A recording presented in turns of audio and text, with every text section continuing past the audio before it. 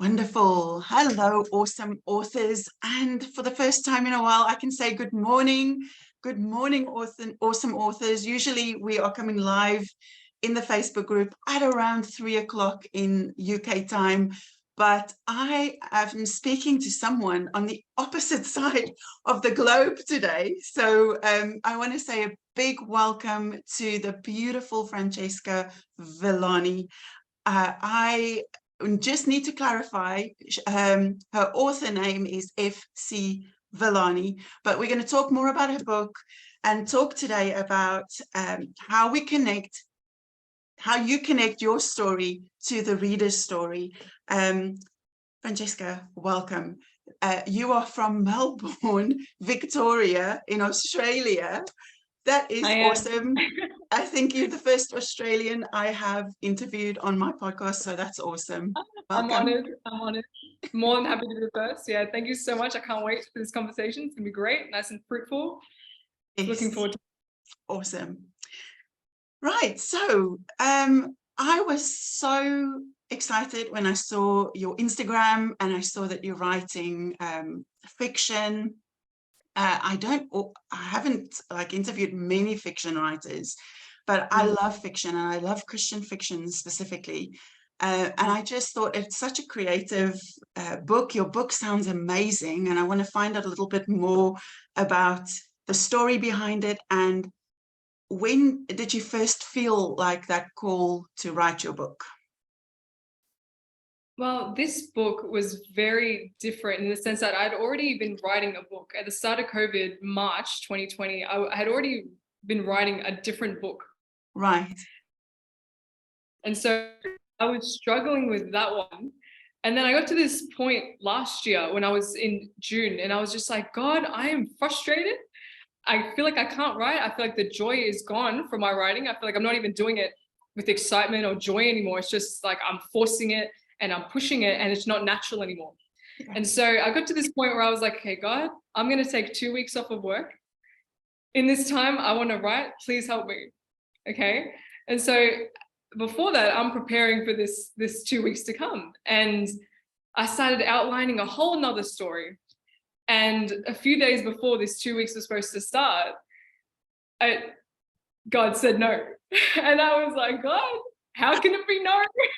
I've been planning, we always think that like I'm planning it, it has to be, and so I said, you know what, it's okay. I've still got time. God, just I'll sit and I'll wait on you. And I just want to hear from you what it is that you want me to write. And I had a note that I'd written in my phone because when I get ideas, I write them straight into the phone. Yeah. In case I got to go back, and so I found this one from May 17th, I believe it was. And I had been watching A Time to Kill, this movie with Matthew McConaughey. I know it, yeah. Yeah, and you can remember then that the movie's very intense. It's very dark themes there, a little girl, a lot of abuse there. And when I was watching that, I remember thinking to myself, how do these people see God right now? Like in this situation, how would these people be viewing God? And would there be blame on him? And so I put down just a few words in my notes: courtroom, God on trial, Lucifer versus God, something like that. And I just left it. But God brought me back there and immediately it was just flow, and I've learned that when it's God, it just flows. And so where I couldn't write anymore, I was literally just completely stumped. It felt like there was this barrier before me where I kept pushing and I could not write. The words just would not come. But then as soon as I started on this one, I was pumping out thousands of words a day.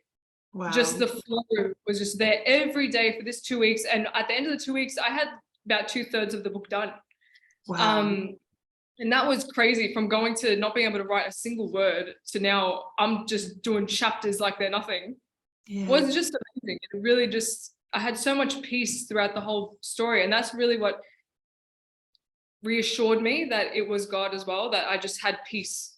And it was his peace. It wasn't my made up peace. It was his peace, that I got throughout the whole process, which was amazing. That is incredible. Yeah, I love that. I love that so much. Like I've had similar experiences. Like Untangled was my first book. It was the first time I actually said yes to writing. It took me a long time to get the Yeah. courage and the confidence to actually just give it a go. But then I was just journaling one evening, and God just gave me this children's story. And I had the same experience with those books. The children's books was, it was just flowing, and I wrote those books in record time. It was so quick. And that's the amazing thing about really connecting with God, and taking the pressure off ourselves. You know, I always say that we don't need to put so much pressure on ourselves to come up with the goods. You know, I love that Jesus said, I only say what I hear the Father say, and I only do what I see the Father do. And I think if we have that intimate relationship with him, then he gives us what we need to write. And I think it's just so awesome. So I love that. Tell us a little bit about the story behind it. So that sounds very interesting. Yes. So basically, it's set in this little town called Ox County, somewhere in America. I never really specified where, but it's about a criminal defense lawyer named Isaac. And what happens is there's been a series of homicides happening in this county where a mother and a son, specifically those two, keep showing up dead in their homes. And the murderer gets caught. He gets found at the crime scene. He's arrested. Everything's going great. He's caught. And then a man approaches the local police station, and he's got this knowledge all about the murders, knowledge that no one else would know. And he claims to be God. Right. And my character, Isaac, he's been specifically requested to come down and represent this man because they've pinned him as an accomplice to the murders, thinking, how does he know this information? But he proves himself to be God to Isaac. And so he ends up proving himself. And what ends up happening is God's on trial. And what the idea from that is that we always think of the devil as the accuser to God of us. He accuses us to God, makes us look bad. He never wins, but that's what he tries to do. Yes. But we never think about the way that he accuses God to us and gets us to blame God and gets us to think, where was God? And so Isaac in this is battling that question, and meanwhile trying to convince the rest of the jury and the public of why he can't be blamed. And so it's really trying to just get to that idea of where do we become accountable, and how does our choice and our decisions impact what's going on in this world? Like, can we really blame God when it was our problems that started these things? Yes. And it's kind of getting people out of that stubborn heart, I guess, and getting them to see a different perspective. And so Isaac has that journey throughout the book, and he's got his own problems where he's struggled with things in the past that have held him back from God. And so now he's kind of put in a position where, okay, if I've got to defend him, I have to believe in what I'm defending, And so that was where that kind of led to. That was the message I was trying to bring out in this book. That sounds amazing. I'm getting my copy very soon. As soon as we get off the call. Thank you. And I just want to say, if you want to get a copy of the book, the link to the book is in the content of this post, and I will also put it in the comments so you can grab a copy. It sounds incredible. So so tell us a little bit about your author journey. Were there some times that were a bit challenging, or what would you say were your highs and your lows? Honestly, I would say that the most challenging thing was looking at my calling through God's eyes and not looking at it through my humanity. I found that what I was doing was I was looking at this calling that God's given me, but I wasn't looking at it the way God looked at it. I was looking at it with my own doubt, with my own insecurity, with my own feelings of inadequacy. Like, I can't do this. I can't meet this. And the reality is, in my humanity, I can't meet this calling because it's a God-given calling.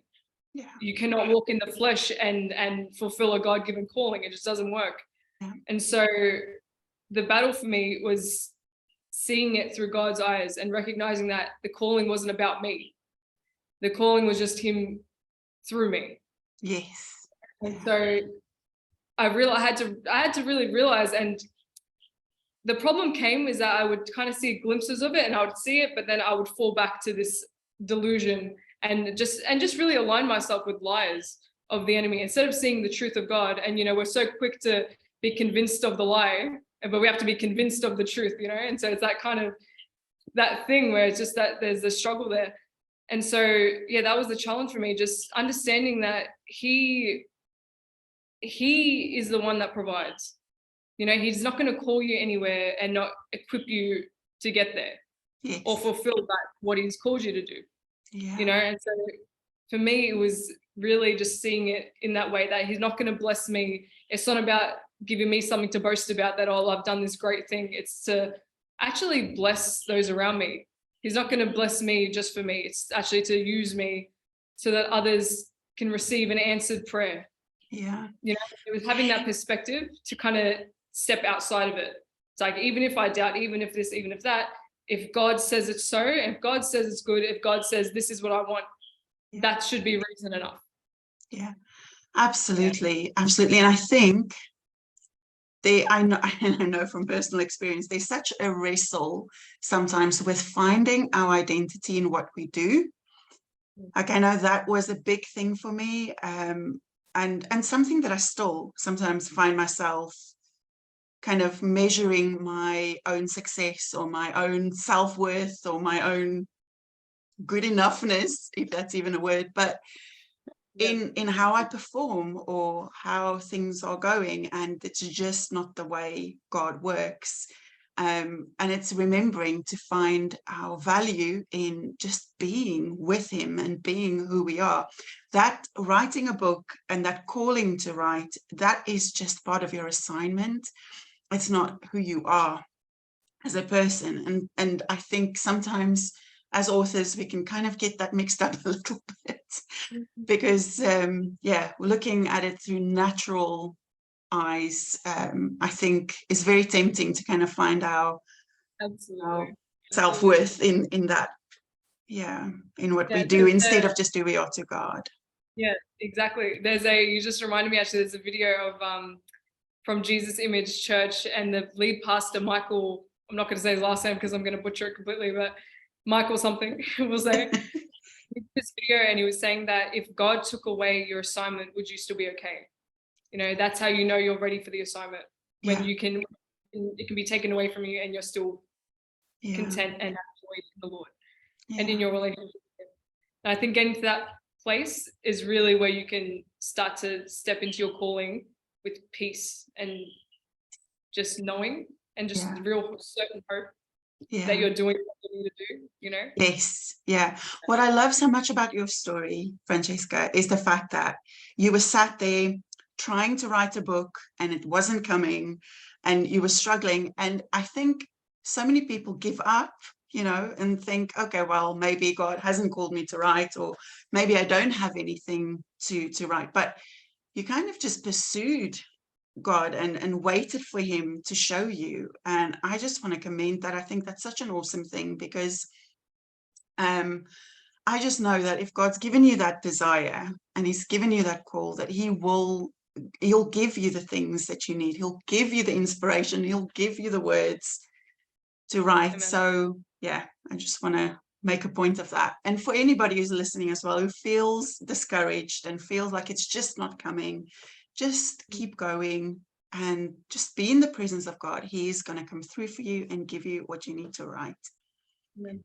He will. So do you have any piece of advice for people who are completely new to writing? What would you tell them? You took it right out of my head, actually. My piece of advice would have been just focus less on what you have to do and focus more on your relationship with the Lord and on having fellowship with the Holy Spirit. Because when you're centered in him, that's where everything just flows. It's that place of communion. He's told us to commune with him, to fellowship with him. And that's where it comes out of. If he's called you there, the best place to do is sit with him. Yes. If you really want to honor the Lord and glorify him and look like him and have your work look like him, you've got to be with him. Yes. You've got to sit with him. You've got to talk to him. You've got to read about him. You've got to really spend time with him and just leaning back on the Father. There's a scripture that says, he who waits on the Lord will renew your strength, and there's something in the waiting. There's something about sitting there and intentionally waiting, not waiting, just sitting back, letting things fall through, just an expectant wait of just knowing he is going to come through and just relying on him. It's really your relationship with God is where everything else will flow. That's whether right. it's like friendships or your family or your job or whatever book you're trying to write. If you don't have the relationship with him first, it's going to crumble. Without the foundation, the building falls. Absolutely. Storms come and the house is gone. It is gone, washed away. It's gone. Yeah. So you just, regardless, like this is probably advice for anything anyway, but having the foundation of Jesus, that relationship should be the most important thing to you. And from that, your writing will come naturally. It will come. As you wait on him, as you listen to him, as you hope in him, as you just commune with him and fellowship with him, that's where everything else will come anyway. Yes. So it's really it's a load off your back, because it's going to come anyway, Yes. Yeah. Trust in that and just have assurance in that, I would say. That's awesome. I do say that to many people that come through the coaching, and they are telling me that they've got writer's block and they can't push through. One of the things that I love to do is just make my writing a part of my devotional time. So when I'm in the thick of writing a book, I take the time to just spend the time with God, and I commit to maybe writing 10 or 20 minutes, but first I spend some time just waiting, and then I kind of resolve in my heart that if God doesn't give me something to write that moment, that's just devotional time, because my writing is part of worshiping him. This is the way I worship him and I serve him. And when we put the kingdom first, when we seek the kingdom first, then all the other things are added, right? So I don't, because I think there's so much that you've just mentioned about that pressure. It's like we can put so much pressure, and the more pressure you put on yourself, the harder it is to write. It's harder. So, it really does. It yeah. does, because you're trying to do it out of yourself now and not. Yes. him, Yeah. That's always going to be it's always going to feel forced when you're just doing it on your own. That's it. That's it. Yeah. You're like fighting against what's natural, to be with him. Yeah. So we are talking today about connecting your story to the reader's story. So tell us about your experience with doing that. I found that the best way of connecting my readers and getting more and grow and getting that growth was to just share the feedback, share the stories, share the experiences that people had with the story. And in that way, it connected the readers with each other. Right. And so now it's less about me and the focus on me, but creating this community where people who have all felt the same way and have thought the same things and questioned the same things and have had the same problems, now they're all connecting and they're all agreeing on this one book that you've written benefiting them.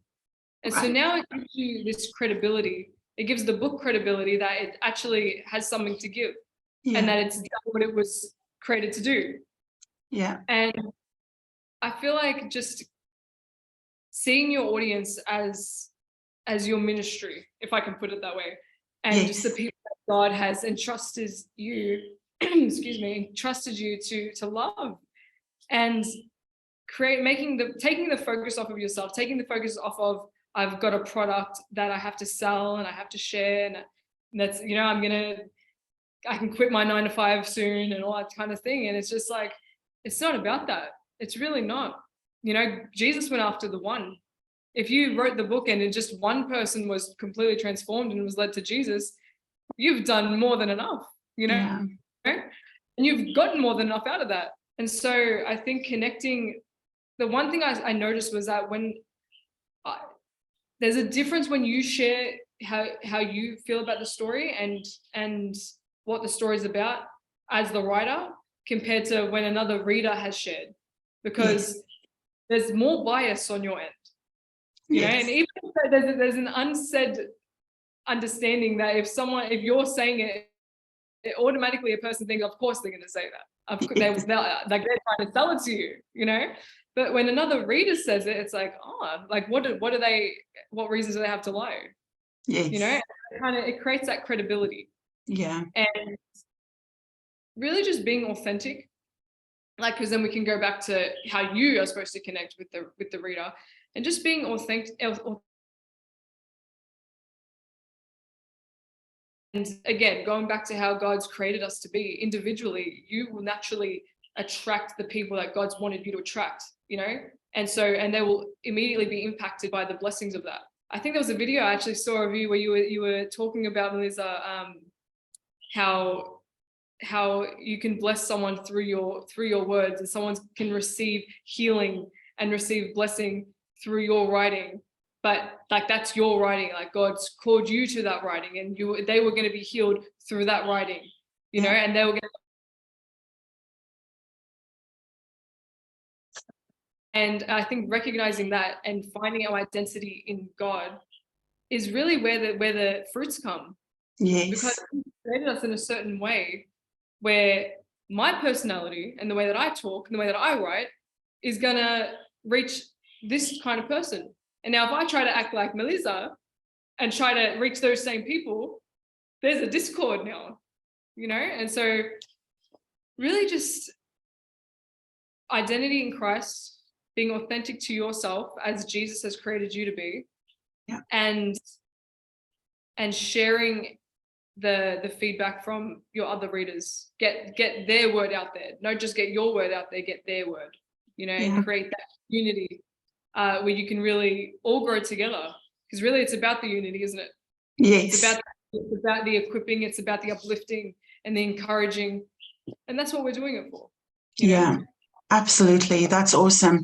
And there's so much in what you've just said that I don't know if I've got enough time to unpack all of that, but you know, I think that's why it's so important not to compare yourself to other authors. And it's so tempting to do that. You know, we can look at someone and say, oh, I wish I had their platform, or I wish I had their voice, or I wish I had their books and their creativity. You know, I think that is such a lie that we can get trapped in, and it wastes our time and energy. Oh my goodness, sorry, I've just had my bull mastiff walk in here. And yeah, some you know, some of the other things you said about the story itself, like what I love about talking to you is because you're writing fiction, and I speak to a lot of non-fiction writers and a lot of people who share their own life story, but I guess it applies to fiction as well, that it's not really about the story. It really is about the reader's story and how they can find themselves in your story. So when I wrote my book Untangled, like the first draft, oh my goodness, I thought that this book is all about me, my life, my story, my experience, and all the lessons I learned. And I'm just going to give that to the reader and let them just find out how awesome God is through the story. Then I learned, actually, what I need to do is figure out where is the reader that I am called to reach. What is their experience? How are they feeling? You know, what is the problem that they are experiencing? What are the things that they're wrestling with? So it's kind of really understanding who your reader is before you even start writing your book, because that's the person. And I love that you said that it's about the one. You know, you're not called to reach the whole world with your story or with your message. You're called to reach the one. And the more we can focus on who that one person is, the better we're going to be successful at actually reaching that person and getting that message into their hands and into their hearts. So that's really cool. Thank you so much for sharing all of your wisdom and and what you've learned in your journey. It's so good to hear. It's so encouraging. So where can we connect with you, or how can we connect with you? So I've got currently just I've got my Instagram and I've got my website. Those are the two platforms that I mainly am on. So yeah, my Instagram is FC Villani author, and then website is the same, actually, fcvillaniauthor.com. Okay. And so yeah, just messaging me through there, emailing, either way, I'll be around. Awesome. Even if you comment, I'll be there. And my book is currently just on Amazon. I am working on trying to see if I can hold my own inventory, just so I can sell from my website and just do it that way, and just as I can have more of a hold on it. But at the moment, yeah, it's on Amazon. Yes, yeah, I do like Amazon. You do? Because it's just like not having to fulfill all of the orders, and having said that, it's nice to have that personal touch as well. Once you start connecting with authors, that's great. At the moment, lifestyle for me is just a bit too hectic, but yeah, that's great. Yeah. Okay, so I am going to drop the links to your website and your book and your Instagram in the comments, and in the content of the YouTube channel as well. Yeah, thank you so much, Francesca, for your time and sharing your heart. It was amazing to connect with you, and thanks everyone for listening. And I'll see you tomorrow in the group live at 3. Bye. Bye, everyone.